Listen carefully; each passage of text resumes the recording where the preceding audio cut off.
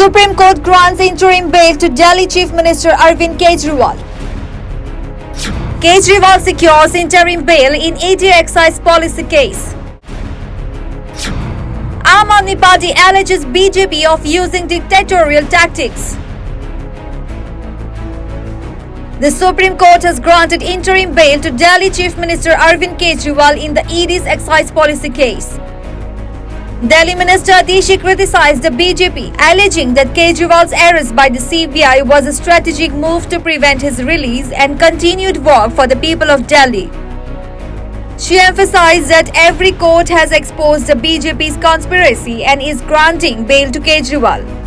और supreme court में जिस दिन अरविंद केजरीवाल जी की जमानत का केस आना था, उससे पिछले दिन अपने एक और राजनीतिक हथियार सीबीआई से अरविंद केजरीवाल जी को गिरफ्तार करवा लिया। क्यों किया गिरफ्तार सीबीआई से? सिर्फ और सिर्फ इसलिए गिरफ्तार करवाया कि अगर ईडी के केस में जमानत मिल गई तो अरविंद केजरीवाल जी बाहर आकर 10 गुना स्पीड से दिल्ली के लोगों का काम करने लग जाएंगे और भारतीय जनता पार्टी का षड्यंत्र रुकता नहीं है, इसलिए सीबीआई के केस में अरेस्ट किया। Aam Aadmi Party National General Secretary Sandeep Pathak expressed relief at the Supreme Court's decision, highlighting its importance for the country's democratic fabric. He warned against dictatorial attempts to suppress political parties and stated that such judicial decisions are pivotal for the national interest. निश्चित रूप से राहत की बात है। आप सोचो कि इस देश में एक नई राजनीतिक व्यवस्था जन्म लेती है। वो राजनीतिक व्यवस्था जन्म लेकर ऐसे अद्भुत और अभूतपूर्व काम करती है जो इस देश की राजनीति में कोई सोचा नहीं था। इस पार्टी को ख़त्म करने के लिए फिर सारे चारों तरफ से षड्यंत्र होते हैं। ये पार्टी भगवान की कृपा से, जनता के आशीर्वाद से सर्वाइव करती है, फाइट करती है।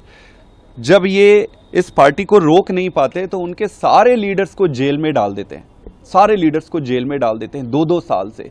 तो ऐसी परिस्थिति में न्यायालय का ऐसा जो आदेश, ऑर्डर आया है, वो निश्चित रूप से बहुत सुखदायी है और मेरा ये मानना है कि पार्टी इंपॉर्टेंट नहीं होता है, देश इंपॉर्टेंट होता है। Delhi Minister Sharna Bharadwaj condemned a PMLA law under which Kejriwal was charged as biased and nearly impossible to get bail.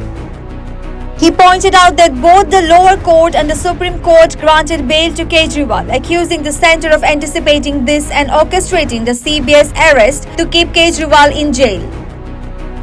Bharadwaj expressed confidence that Kejriwal would soon be released, given the burden of proof lies with the CBI. PMLA के नाम पे डराया जा रहा है, धमकाया जा रहा है, जेल का डर दिखाया जा रहा है, छापे मारे जा रहे हैं और ये पीएमएलए काला कानून है। इसके अंदर जमानत के आधार इतने मुश्किल हैं कि इसमें जमानत मिलना लगभग नामुमकिन है। ऐसे में लोअर कोर्ट का पहले इनको बेल देना, न्याय बिंदु जी ने बेल दी और न्याय बिंदु जी ने अपने फैसले में लिखा ईडी इज एक्टिंग विद बायस, मतलब ईडी अरविंद केजरीवाल के खिलाफ काम कर रही है, सिर्फ इन्वेस्टिगेशन का काम नहीं कर रही है, उनको फंसाने का काम कर रही है। ऐसे में आज सुप्रीम कोर्ट की जमानत बहुत बड़ी बात है। सीबीआई ने पहले से ही षड्यंत्र करके, केंद्र सरकार ने सोचा होगा, मुझे लगता है उन्हें अंदेशा था कि आज नहीं तो कल सुप्रीम कोर्ट के अंदर ईडी में जमानत मिलेगी, इसलिए जमानत मिलने के बाद भी वो जेल में रहें और उनका समय सीबीआई के मामले में भी बर्बाद हो, इसलिए उनको जेल में रखा गया था, सीबीआई ने अरेस्ट किया था। This development underscores the ongoing political tension and legal battles surrounding the Delhi Chief Minister and the broader implications for India's political landscape. News Desk reports such the reality.